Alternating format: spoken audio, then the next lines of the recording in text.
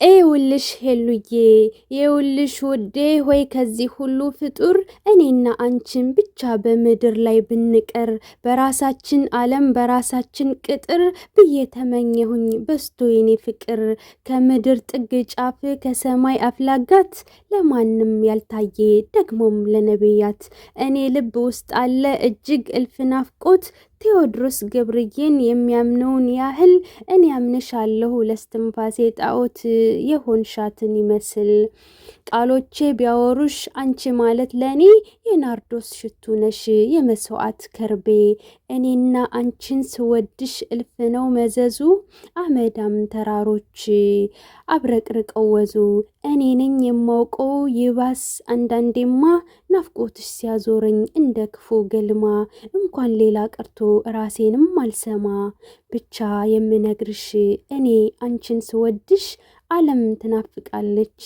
ምን ብዬ ልንገርሽ የፏፏቴ ድምጸት ይሁን ላንቺ ሆታ ከአንደበት አልባው ከአለት እልልታ ከተመረጡት ከጻድቃን ተርታ ነፍሴ ታጥንልሽ ለፍቅርሽ ተገዝታ ፀሐይ ነሽ ለኔ ዓለም ሁልጊዜም አንዳንዴ ቃል አይገልጸው ፍቅሬን እልፍ ነው መውደዴ መሐሌቱን ሲደግም ከአትሮስ ቆሞ ስምሽን ቢያነሳው ቅር አይለኝ ደግሞ እጅሽን ይዤ ግንባርሽን ሰሜ ብኖር እመኛለሁ አርጌሽ ዓለሜ ሄሉዬ ኖሪልኝ።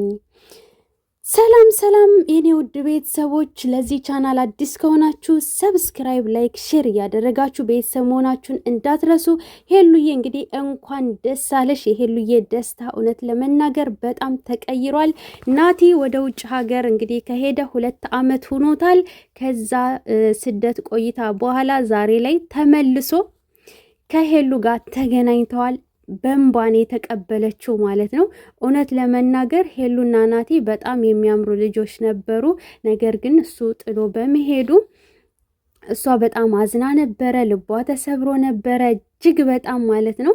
እንግዲህ ይህን 2 ዓመት ያሳለፈችው ሄሉ በናፍቆት በስቃይ በፈተና ነበረ ማለት ነው። ከሌሎች ጋር እየተገናኘች ትሰራለች ቪዲዮ፣ ነገር ግን ያ ስራ ነው። አሁን ላይ ናቲ በመምጣቱ እጅግ በጣም ደስተኛ ሆና ደስታ በደስታ ጥርስ በጥርስ ሆና ፍልቅልቅ ብላለች። ደግሞም ሄሉዬ የምትወደድ ልጅ ናት። እውነት ለመናገር በራሷ የምትተማመን ቀጠንኩኝ ምናልሽ ማለት ቀጠንሽ ምናምን እያሉ በጣም ብዙ ሰዎች ሊያሸማቀቋት ይፈልጋሉ። እሷ ግን በኮንፊደንስ በራሷ ስለምትተማመን ጀግና ሆና የሰራች እዚህ ደርሳለች ማለት ነው። ከናቲ ጋር ተገናኝተው እንግዲህ አበባ ሰጥቷት ምናምን በቃ አላቅም። እሱም ደግሞ በጣም ተቀይሯል ማለት ነው። ብዙን ጊዜ እሱ ድሮ እንደውም ኮራ ሲል ትንሽ እናደድበት ነበረ እና አሁን ላይ እንግዲህ ያ ሁለታቸውም ተፈትነዋል። በነገራችን ላይ የርቀት ፍቅር ከባድ ነው።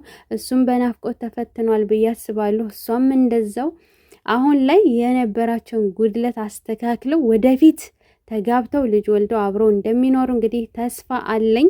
እንግዲህ ሄዶ ከሰላምዬ ቤት ሄሉን አግኝቷት አበባ ሰጥቶ ወይኔ ሲጠይቃት ነበር፣ በስስት ሲያያት ነበረ። እና ፍቅራችሁን እንግዲህ ያዝልቅላችሁ፣ ተጋብታችሁ ወልዳችሁ የምትኖሩ ያድርጋችሁ ማለት ነው። ሄሉዬ ደስ ብሎች ስላየው እጅግ በጣም ደስ ብሎኛል። እናም ኑሩልኝ። በተረፈ ላይክ ሰብ ማድረጋችሁን አትርሱ። በቀጣይ ቪዲዮ እንገናኛለን። ሰላም ቆዩልኝ።